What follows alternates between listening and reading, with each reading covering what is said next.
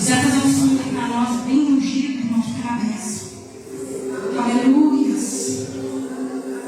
Glória a Deus. Palavra do Senhor no livro de Lucas. Aleluias. Capítulo 16.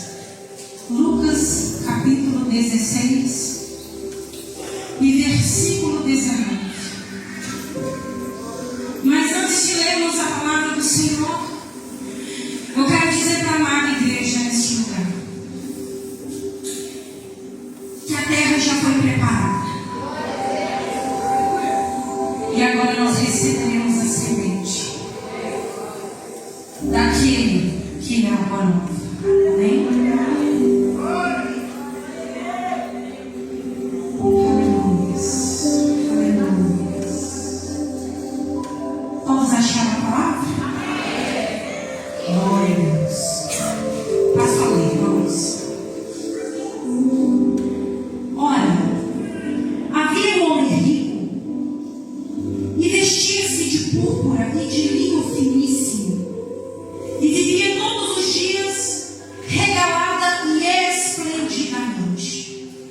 Havia também um certo mendigo chamado Lázaro, que jazia cheio de chagas à porta daquilo, e desejava alimentar-se com as migalhas que caíam da mesa do rico, e os próprios cães vinham lamber-lhe as chagas. E aconteceu que o mendigo morreu, e foi levado pelos anjos para o seio de Abraão. E morreu também o rico, e foi sepultado. E no Hades, ergueu os olhos, estando em tormentos, e viu ao longe Abraão e Lázaro no seu seio. 24. E clamando, disse: Abraão, meu pai, tem misericórdia de mim, e manda que Lázaro molhe na água a ponta do seu dedo, e me refresque a língua, porque estou atormentado nesta chama.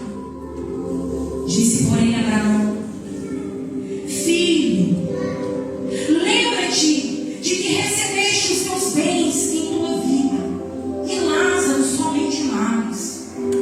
E agora este é consolado, e tu atormentado.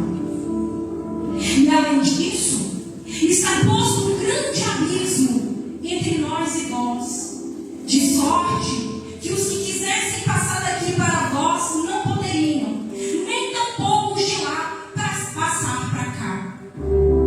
E disse ele: Rogo-te, pois, ó Pai, que o mandes à casa de meu pai, pois eu tenho 5 irmãos, para que eles dê testemunho, a fim de que não venham também para este lugar de tormento.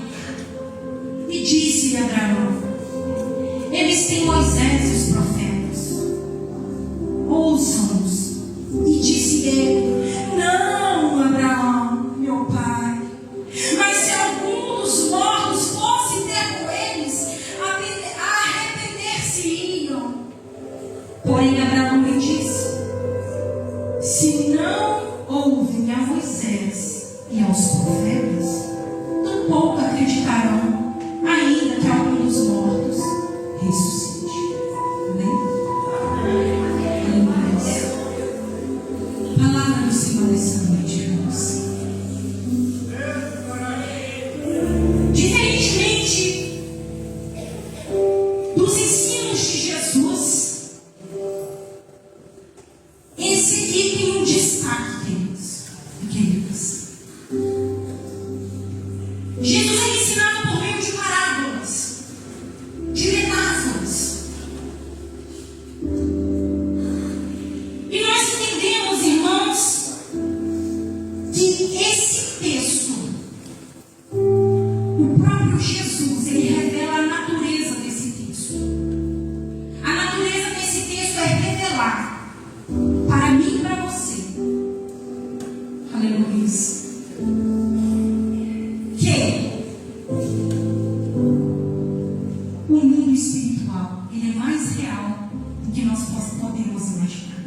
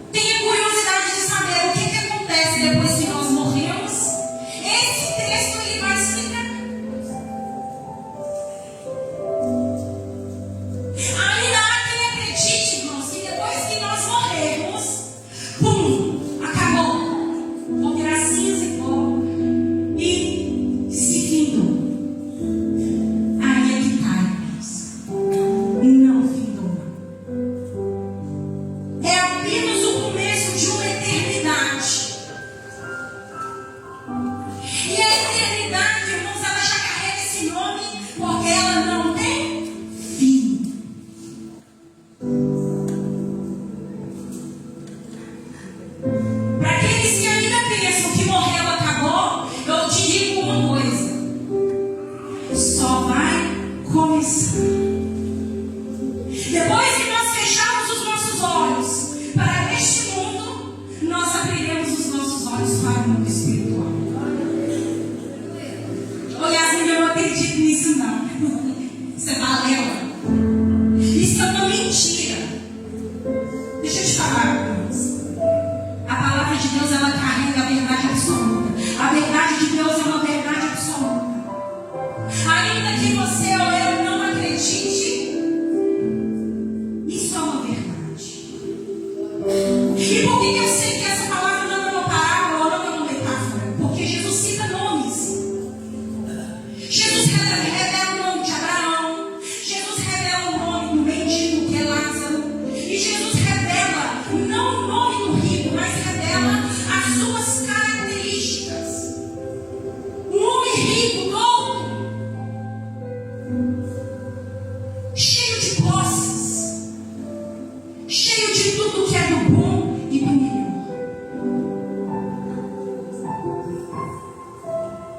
Jesus traz nomes. E quando ele traz nomes, isso significa que aquelas pessoas, elas têm uma identidade. E elas tiveram destinos diferentes. Um subiu para ser consolado, afagado, confortado no seio do pai Abraão. E o outro, infelizmente, foi para o Hades, foi para o inferno. E a partir deste texto, irmãos, a partir desse texto, nós vamos nos aprofundar em algumas revelações que nós, como igreja, nós como pessoas, como cristãos, você como visitante, você que precisa de um destino para a sua vida. Essa noite, nós vamos entender algo que é fantástico, irmãos. Você sabe por quê, irmãos? Nós não aprendemos só com os céus. Nós também aprendemos muita coisa com o inferno. Aleluia. Mas antes de nós entrarmos de fato nesse texto, eu quero deixar algumas perguntas para a igreja para poder refletir. Primeira delas: quando foi que nós deixamos de nos preocupar com a eternidade? Primeira pergunta. Você vai responder para mim, não. Você vai conversar com você mesmo, com a sua consciência. Quando foi que eu parei para pensar que se eu morrer hoje, qual será o destino da minha alma? Isso é muito sério, gente. E terceiro, reafirmando as duas primeiras perguntas: aonde é que eu vou passar a minha eternidade? Muitas vezes, irmãos, nessa vida, no nosso cotidiano, nós estamos a oferecer para muitos a boa nova. Só que muitos não têm dado ouvidos. Muitos têm tratado a boa nova como estou cansado disso. Eu estou cansado de falar que esse Jesus vai voltar, que vai dar glória aos crentes. Só que, irmãos, isso é uma verdade absoluta. Porque a palavra de Deus não é. Eu vim aqui nessa noite, irmãos, como uma voz que clama no deserto. Eu estou aqui, irmãos, na posição de João Batista. E eu quero dizer para a igreja que é chegar no reino de Deus. É chegar no reino de Deus. Como é que está a nossa vida? Como é que está aqui dentro? Onde é que nós vamos passar a nossa eternidade, irmãos? Aleluia. Com base nesse preâmbulo, eu quero trazer uma mensagem de reflexão para as nossas vidas com o tema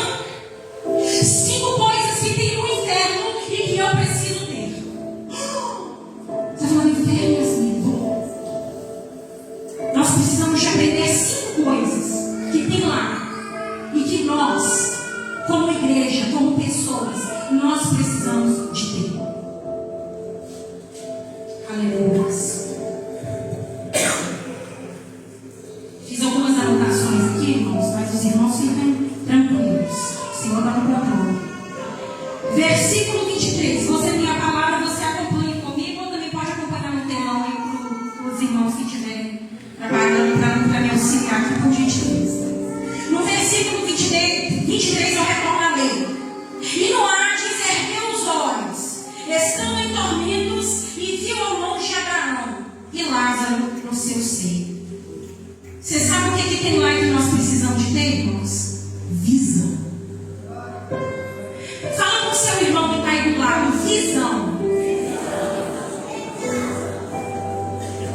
Quando ele ergue os olhos, ele vê Lázaro e pai Abraão. Aí a Bíblia tem a ver isso para nós. Eu vou explicar para a igreja. O rico viveu uma vida dissoluta. Passou a vida inteira aproveitando dos seus privilégios, do seu dinheiro, da sua riqueza, dos seus tecidos divinos finíssimos, púrpuras, comida, melhor comida, bebida, das melhores bebidas, muita farra.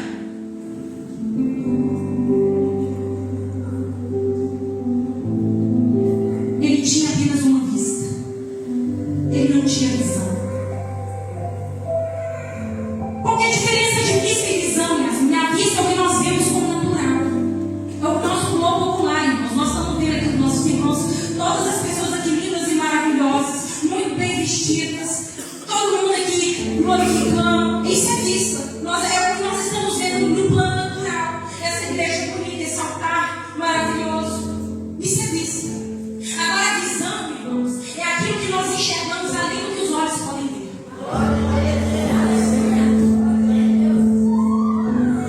E foi o que o rico não teve. Ele não tinha visão. Ele não teve a visão da eternidade. Ele aproveitou apenas o aqui e o agora. E isso é preocupante, gente. Você sabe por quê? Quantos de nós, e eu estou me incluindo nisso,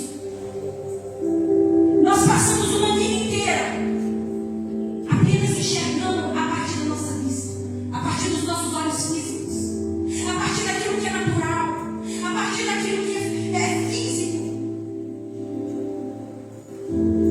Irmãos, esse dia vai passar. As coisas que nós não enxergamos são eternas. É por isso que nós temos que pedir a Deus: eu preciso de ter uma visão. O rico, ele não teve essa visão, irmãos. Mas quando ele foi para o inferno, a visão espiritual dele abriu, pastor, porque ele agora estava desencarnado. Ele morreu, ele foi sepultado. E a realidade que ele estava vivendo, ele não estava pronto para aquela realidade. Eu posso imaginar um desgosto, irmãos. Uma pessoa de ter tudo.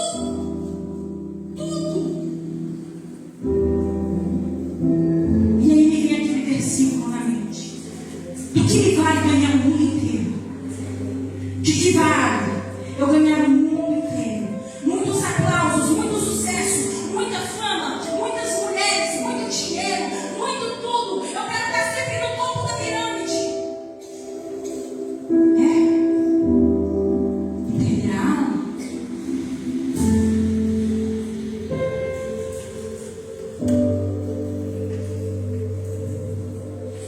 Isso é para que nós venhamos, irmãos, buscar na nossa consciência como é que está a nossa visão.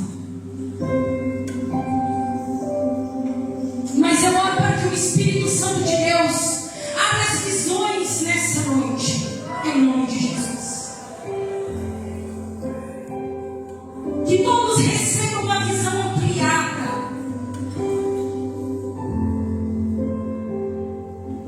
A visão ampliada da eternidade. Para que eu preciso ter uma visão, Yasmin? Para eu entender, para eu ter a consciência de que existe uma vida depois da morte. Para isso, irmãos. A visão que Deus dá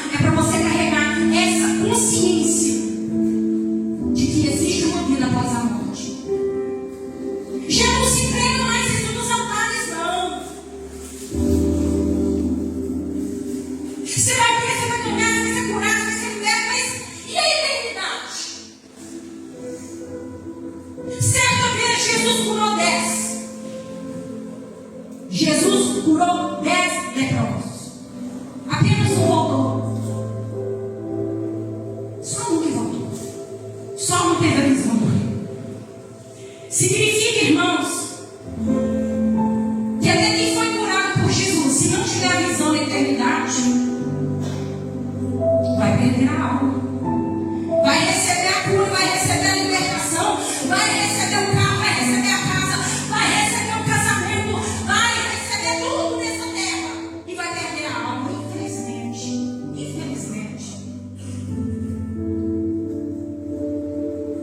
Outro ponto que me chama a atenção nessa palavra é que quando ele olha, ele vê pai Abraão.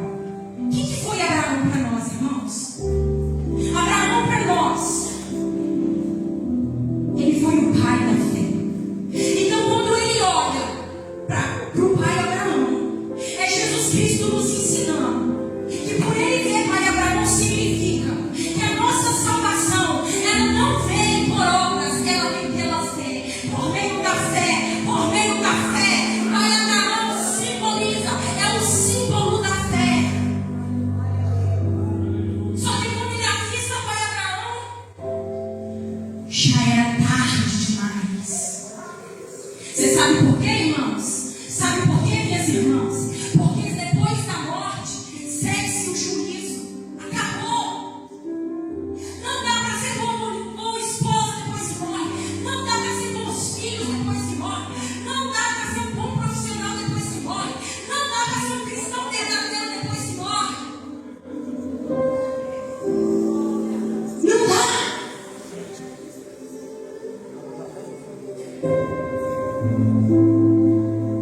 Já era tarde demais depois que a visão dele abriu e que mudou a realidade.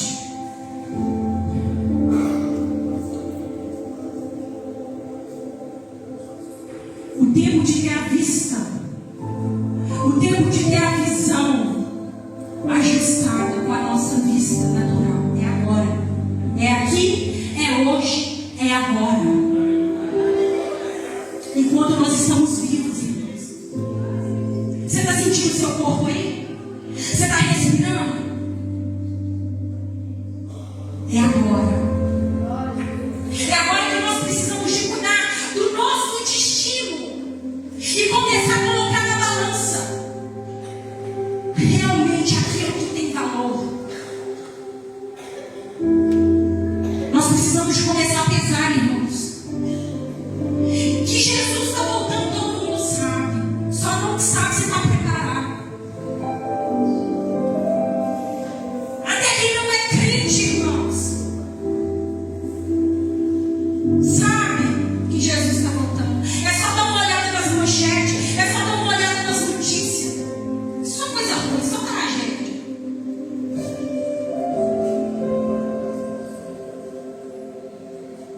A moda agora, hoje, é ser ateu. Só ateu não acredita em Deus. Deixa eu te falar uma coisa. No inferno, irmãos, não tem ateu.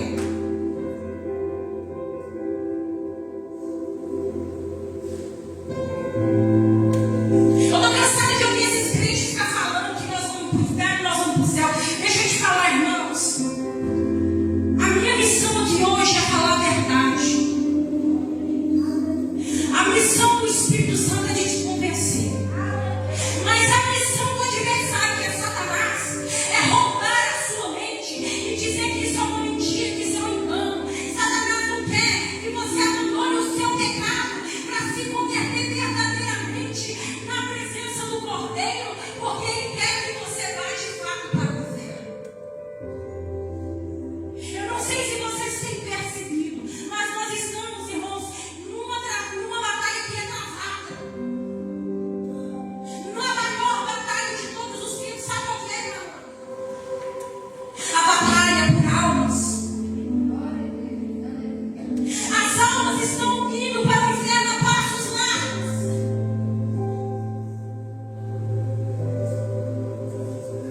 E isso é muito triste. Triste, vamos dizer.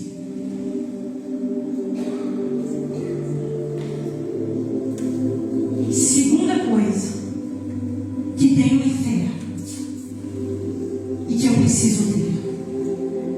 Versículo 24. Acompanha aí, irmãos. E clamando disse: Abraão, meu pai, tem misericórdia de mim. Pausa.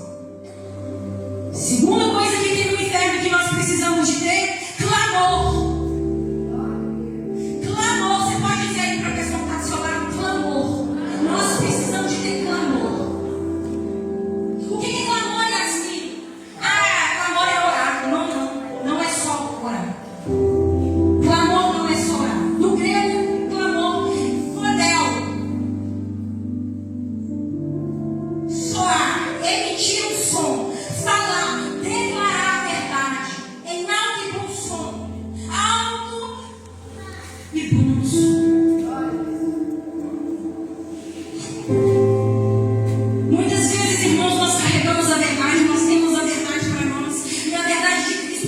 dentro de nós, transforma a nossa vida e está tudo certo. Eu estou aqui, eu dou salve e glória a Deus por isso. Deixa eu te falar uma coisa. Deus te deu. É para que você clame. É para que você toque a trombeta em Sião. O que é tocar a trombeta em Sião, Yasmin? É anunciar, irmãos. É falar. É proclamar. É defender a sua fé. É se posicionar. Hoje nós vemos cristãos acuados. Nós vemos pessoas que não conseguem mais falar do amor de Deus. Mas eu quero encorajar a igreja nessa noite. Irmãos, nós precisamos de ter clamor. Um grande juízo se aproxima. E como nós temos nos posicionado? Ezequiel 33:6. Eu quero ler essa palavra. Ezequiel capítulo 33 e versículo 6. Diz assim: mas, se quando a atalaia vir que a espada vem, e não tocar a trombeta, e não for avisar o povo, e se a espada vier e levar uma vida dentre eles, este tal que foi levado na sua iniquidade,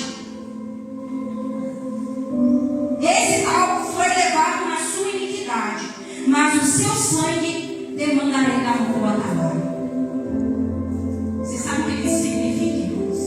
Que nós somos sentinelas do Senhor. Que nós somos atalaias do Senhor. E qual que é a função do atalaia? É tocar a trombeta. É tocar a trombeta quando, Yasmin? Quando vê que o exército inimigo está vindo. É eles que estão lá na torre de vigília. E se eles não proclamam, se eles não clamam que o exército inimigo está vindo, o que acontece? Aquele povo morre. O sangue daquelas pessoas vão ser cobrados na mão do sentinela. Pesado isso, né, gente? Pois é. O Senhor está falando de nós mesmos. Nós precisamos ter clamor, gente. Nós precisamos clamar. E por que não clama, assim? Por que não clama? Ou é por dois motivos, pastor. Ou é por medo, ou é por vergonha.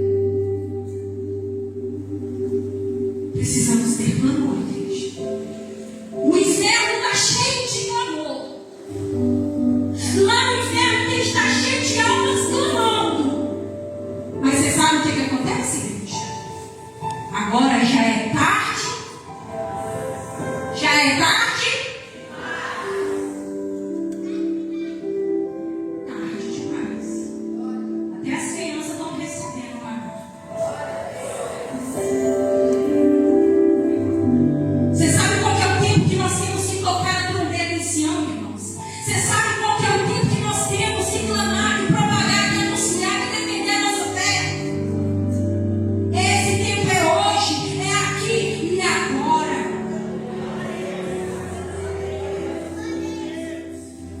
Todas as vezes que Deus levantava profetas naquela época, todas as vezes que Deus levantava profetas, era porque o povo estava se perdendo e ninguém tinha que falar dele, falasse a verdade. Então Deus ia lá e levantava um para poder propagar a verdade, para poder falar a verdade. Você sabe quem é que Deus vai levantar nesse tempo para poder propagar, para clamar a verdade? Está aí do seu lado. Está sentado aí do seu lado. Profetas, profetizas. É você mesmo. É você mesmo que Deus quer habilitar, quer levantar como profeta, para ser um tocador de trombeta, para ser um chocarista, para ser um atalaia, para ser um sentinela. Aleluias. Somos nós, irmãos. Somos nós. Terceira coisa que tem no inferno que eu preciso ter. Mesmo versículo 24. Aleluia. Versículo 24. Parte 1. E manda Lázaro que molhe na água a ponta do seu dedo e me refresque a língua, porque estou atormentado nessa chama. Se ele está atormentado nessa chama, significa que no inferno tem fogo, não é verdade, irmãos? E o fogo ele gera o quê? Gera água, irmãos. Gera sede. Lázaro estava, o rico estava com sede. Ele estava sedento. Irmãos, vocês imaginem o tamanho do tormento que esse homem estava vivendo, que uma gota de água é capaz de trazer ele a líquido. Só uma gota que ele pediu. Ele não pediu um copo, tá? Vou até beber uma água porque eu não sei.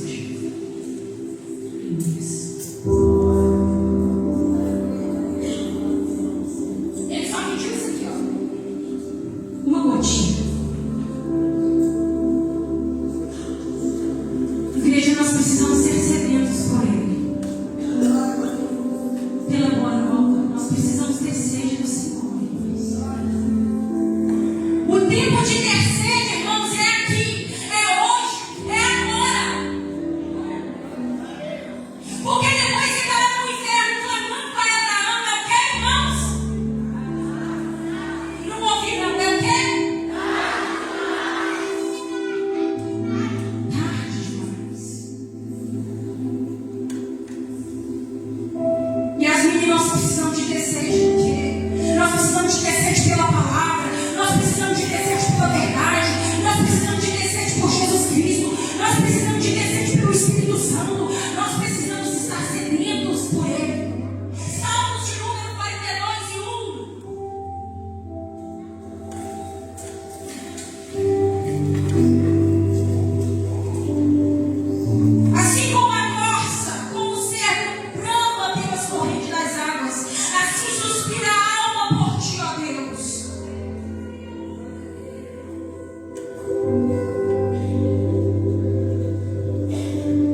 Todo mundo já deve conhecer a história da corça, mas eu quero que resumidamente falar um pouquinho. Para aquele que não conhece, vai aprender hoje. A corça era um animal que ela procura desesperadamente as fontes das águas na floresta. E ela fareja as águas. Ela sente o cheiro das águas frescas. E quando ela se sente ameaçada, quando ela está com sede, irmãos, ela começa a produzir um odor. E esse odor